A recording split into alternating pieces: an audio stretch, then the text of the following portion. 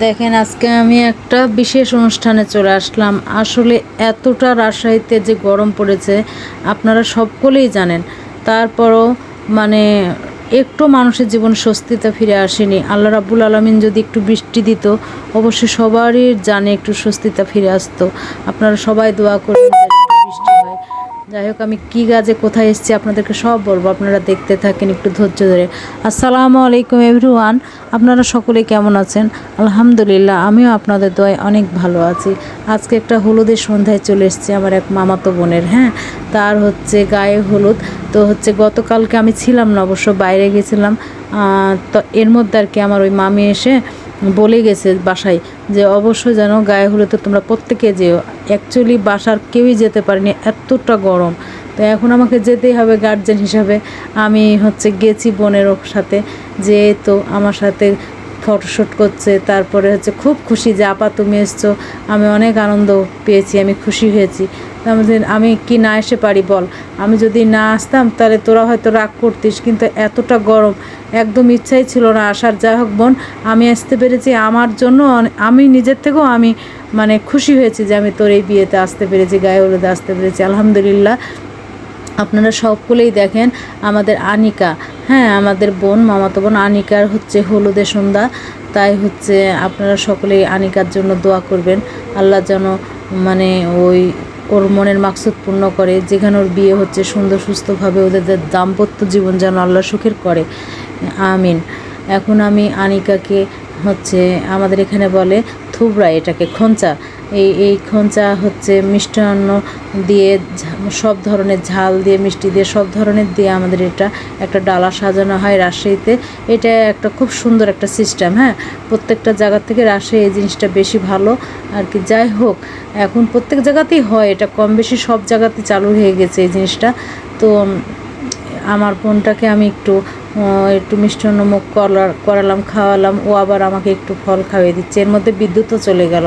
তারপরে দেখেন এই যে মেয়ের বাবা আর কি, এরা এত আনন্দ। আর একটা কথাই বলেছিলাম আমি অনেক আগে বলেছিলাম, দেখেন প্রত্যেকটা ভয়েসেই আমার দেওয়া আছে যে আনন্দের মধ্যে কিন্তু কোনো বয়স থাকে না। যদি তার ভিতরে মানে কি বলবো, সে যদি আনন্দ করতে চায় বা করতে জানে তো সব বয়সেই করা যায়। এটা কোনো বয়স সীমা বেঁধে আসে না। যাই হোক, এদের এই ভিউটা দেখে আমার বেশ ভালোই লাগলো।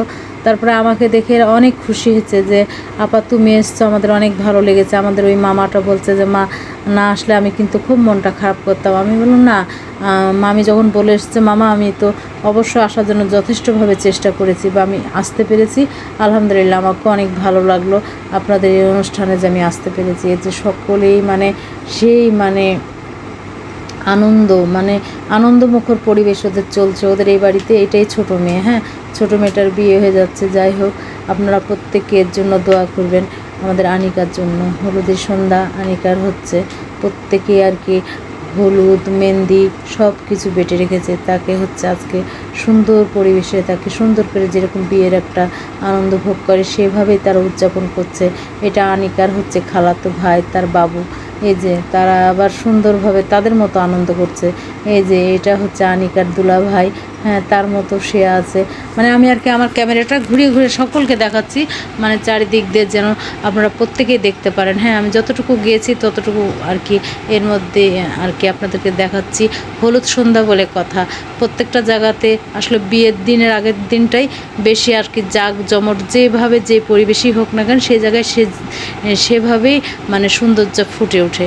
এটা আমরা প্রত্যেকেই জানি। আপনারা দেখেন, আপনারা একটা কথাই বলেছি ভাই বোনেরা আমি, যে আপনারা যদি আনন্দ ভোগ করতে চান অবশ্যই আমার লতিফাস ব্লগে গিয়ে একবার বেরিয়ে আসবেন, একবার যাবেন ঘুরতে আমার লতিফাস ব্লগে, দেখবেন ইনশাল্লাহ অবশ্যই আপনাদের ভালো লাগবে আমার পেজটা, আমি আশা করি। আর আপনারা যদি দেখেন বা আমাকে ভালোবাসেন বা আমার পেজটা ঘুরে আসেন, অবশ্য আমার অনেক খুশি হবে, অনেক ভালো লাগবে। আবার নতুন নতুন ভিডিও দিতেও আপনাদেরকে ইচ্ছা করবে, আপনাদেরকে দেখাতে ইচ্ছা করবে। আপনাদের ভালোবাসার টানই কিন্তু আমি আসতে পারবো। আর না হলে তো এটা সম্ভব না। আচ্ছা যাই হোক, দেখেন আমি ঘুরিয়ে ঘুরিয়ে আবারও আপনাদের এই বিয়ে বাড়িটা দেখাচ্ছি। ওরা তো বেশ আনন্দে, যে আবির খেলা হচ্ছে, আমার গালে একটু দিয়ে চলে গেল আমার ওই ভাইটা।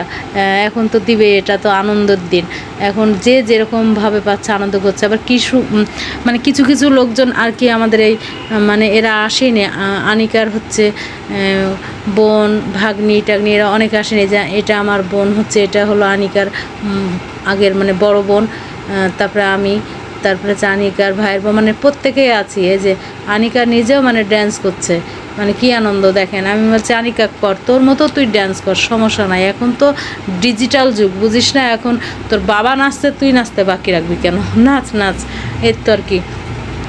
সবাই মিলে নাচছে, ওর মাও নেচেছে, খালারা নেচেছে, ওর নানিরা নেচেছে, অনুষ্ঠানটা সবাই মিলে ওদের মতো করে ওরা ভোগ করেছে।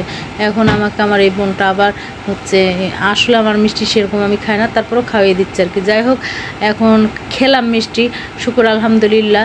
তো আপনাদের কাছে একটা কথাই বলবো, যে হচ্ছে ভিডিওটা আপনারা একটু ধৈর্য ধরে দেখবেন, একটা বিয়ের অনুষ্ঠানের ভিডিও তো, এর জন্য আর কি মানে হলুদের সন্ধ্যার ভিডিওটা আমি আপনাদের কাছে তুলে ধরেছি। যদি মানে কোনো ভুল হয়ে থাকে অবশ্যই ক্ষমা দৃষ্টিতে দেখবেন, আনিকার জন্য দোয়া করবেন। আর হচ্ছে আরও দোয়া করবেন যেন আল্লাহ রাব্বুল আলামিন রাজশাহীতে একটু বৃষ্টি দেয়। আসলে অনেক গরম, তাবদাব এত বেড়ে গেছে মানে বলার মতো না, মানুষের জীবনে স্বস্তি নাই, একদম অস্বস্তি হয়ে গেছে সবাই।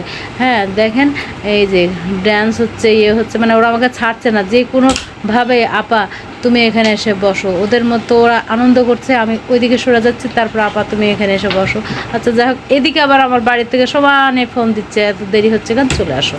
এই তো যাই হোক আর কি, এর মধ্যে যে এদেরকে এইটুকু আনন্দ দিতে পেরেছি, শুকুর আলহামদুলিল্লাহ।